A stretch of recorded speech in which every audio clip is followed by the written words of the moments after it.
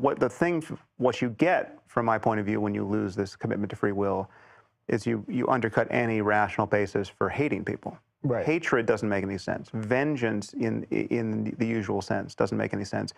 Now you can fear people because you know they're dangerous. You can lock them up forever if you can't cure their evil. And you would do that to wild animals and hurricanes and anything else you fear, that if you could lock up hurricanes, you'd lock up hurricanes, but you wouldn't attribute free will to them. So there's still problems in the world that have to be solved, and some only can be solved with force at the moment. But the vengeful, righteous, retributive justice module gets completely silenced by this insight. And the insight is just obvious because no one picked their parents, right? Therefore, no one picked their genomes. No one picked the society into which they were born. No one picked any of the environmental influences that played upon their genes so as to produce precisely the person they are. So there's not a cell in your body that you chose, and yet every cell in your body is expressing itself as the person that you are. Right. And even if you added an immortal soul to that clockwork, you didn't pick your soul.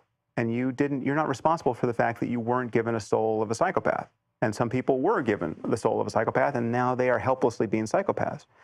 And I mean, the common starting point for philosophers for thousands of years, the reason why it seemed like we haven't made any progress on this issue and why this has seemed like such a durable problem for philosophy is people have sensed that there really is a mystery here. There's this subjective fact about us that we experience ourselves as free agents, as the true authors of our thoughts and actions. But you can't square it with the world of causes because however you talk about determinism or randomness or some combination thereof, that doesn't seem to give you any basis for freedom. But what I do in the book and what I'm doing now is argue that actually the subjective side is an illusion. We don't actually have this experience of free will. And so, I mean, it's not that free will really is an illusion merely.